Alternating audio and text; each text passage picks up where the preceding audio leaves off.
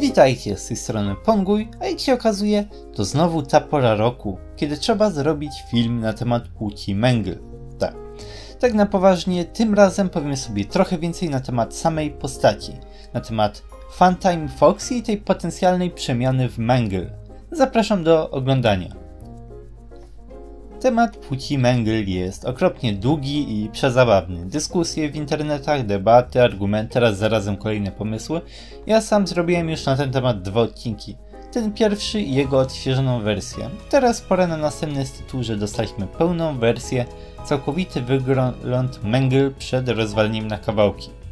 Ale trzeba by na pewno? Tak, pogadajmy sobie o tym.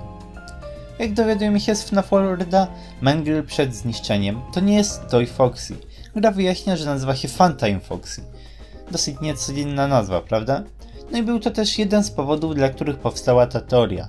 Funtime Foxy wydaje się pochodzić z zupełnie innych czasów niż nam się wydaje.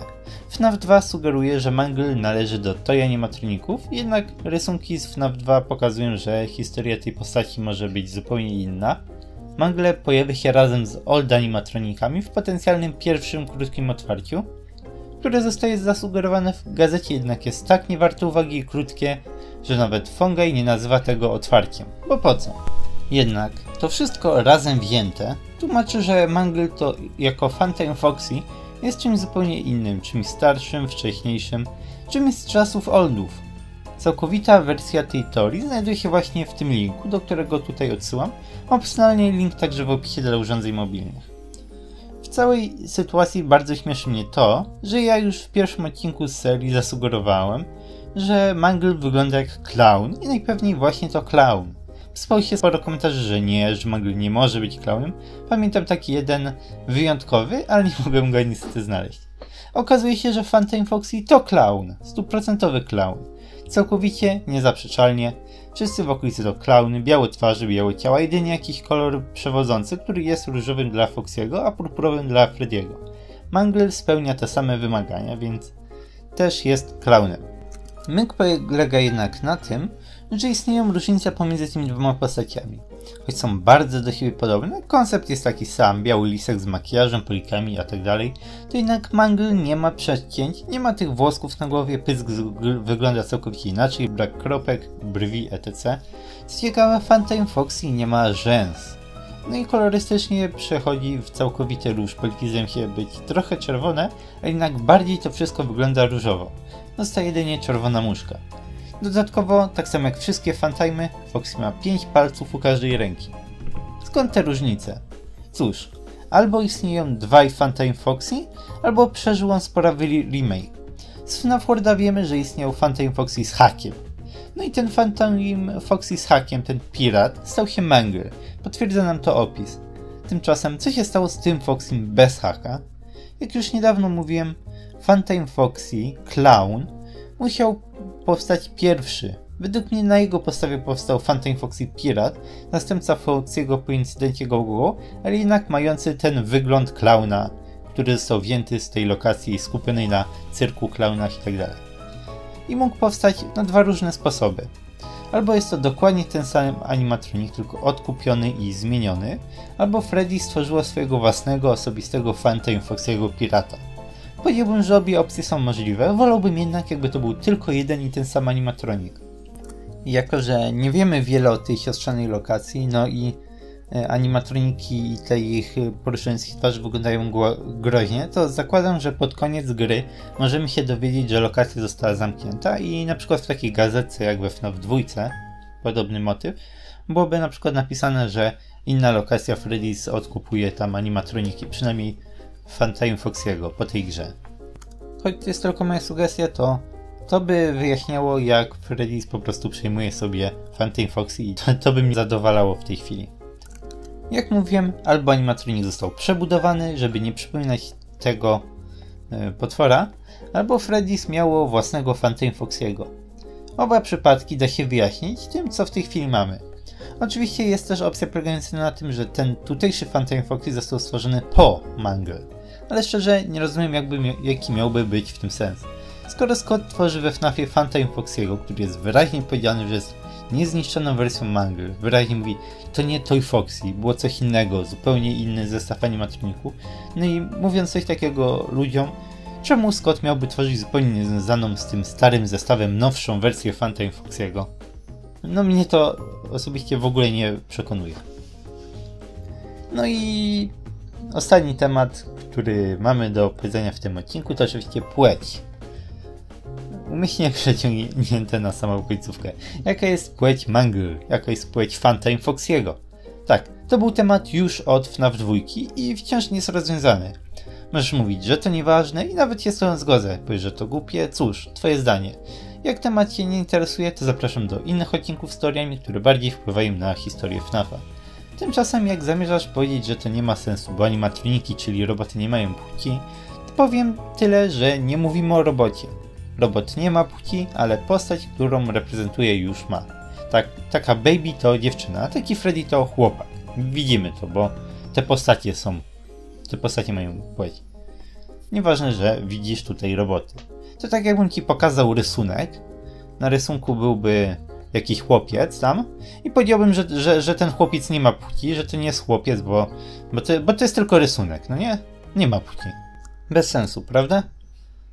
Tak więc co wiemy w tym temacie?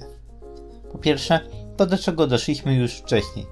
Nie każę wam oglądać poprzednich odcinków na temat płci tego animatronika, więc tutaj powiem wszystko co wiem. Co świadczy o tym, że Mangle to dziewczyna. Cóż, wygląd, makijaż, paznokcie, biały kolor. Mangle pojawia się w challenge'u Ladies Night. Nie zapominajmy jednak, że Foxy pojawia się w challenge'u związanym z Bonnie. No i tyle. Cóż, krótko mówiąc, sam wygląd bardzo świadczy o tym, że Mangle to dziewczyna. Tymczasem istnieje inna rzecz, która sprawia, że pojawia się cały temat płci Mangle. Tą rzeczą jest Fungi. Tak, w jednym z Funkoli dwukrotnie nazywa Mangle facetem. Trochę dziwne, prawda? Gdyby Fungi nie nazwał Mangle facetem, to w ogóle rozmowy by nie było. Wszyscy by przyjęli, że Mangle to dziewczyna i okej, i idziemy dalej. I od razu wam mówię, bo ten argument przyjął się dziesiątki razy w komentarzach. Używając męskiej formy, Fungi miał na myśli Mangle jako postać, nie po prostu animatronika. Dlaczego? Bo w języku angielskim przedmioty nie mają płci, więc nie może powiedzieć on animatronik. Gdy mówi on, mówi o postaci. Nie może mówić on animatronik, bo animatronik nie ma płci po angielsku. Animatronik to po prostu to. Każdy przedmiot w języku angielskim to jest to.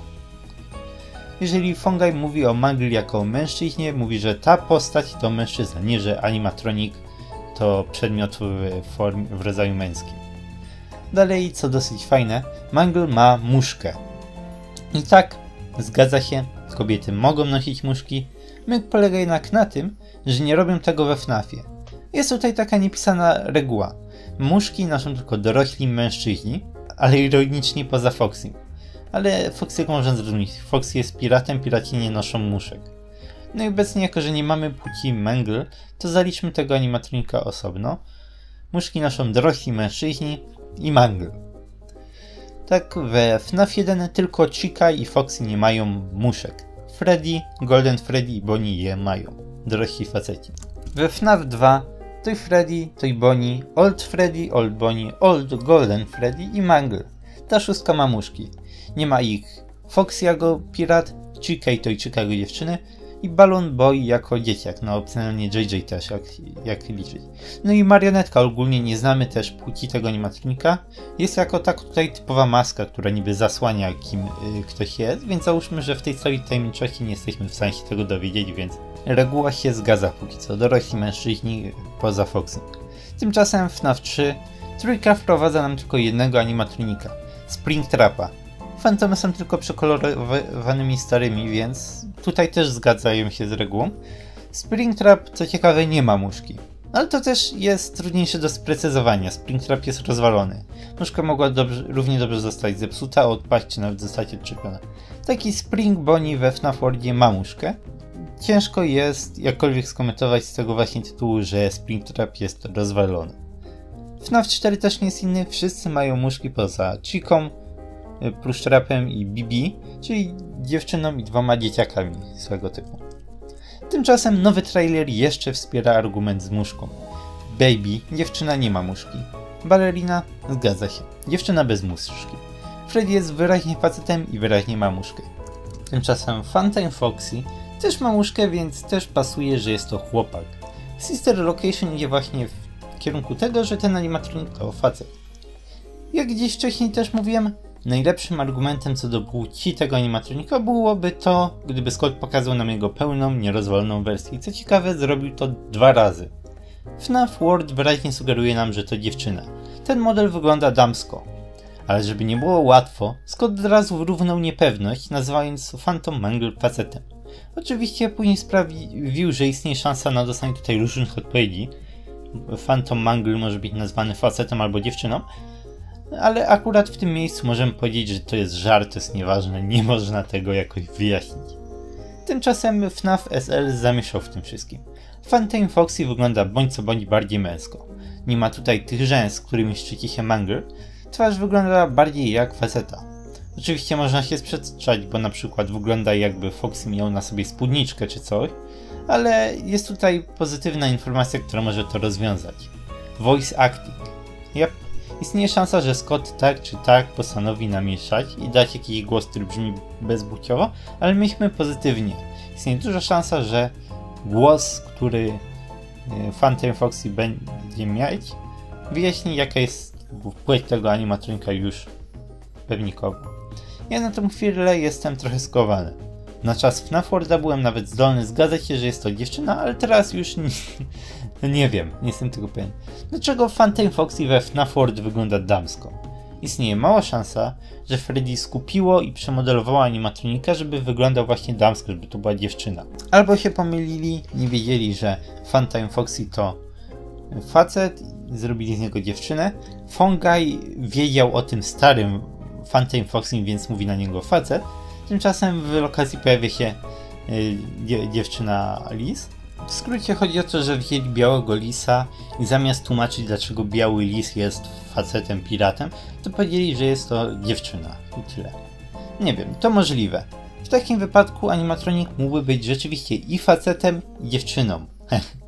Właśnie istnieje na to szansa, patrząc, że są 2 różne rodzaje tego animatronika. Czy mówimy tu o 2 zupełnie różnych robotach, czy o przebudowaniu starego robota? Możliwe, że jeden z nich to facet, a drugi został stworzony jako dziewczyna. Tymczasem cóż, pogadaliśmy sobie i powiedziałem praktycznie wszystko na temat płci Mangle oraz Funtime Foxy'ego. Mówiliśmy sobie też, kim jest ten animatronik, kim może być, jaką historię może za sobą nieść. To wszystko w tym odcinku. Jeżeli macie jakieś własne przemyślenia, teorie, pytania, zapraszam do komentowania. W tej chwili dziękuję wam za oglądanie. Do zobaczenia w następnych odcinkach. Cześć!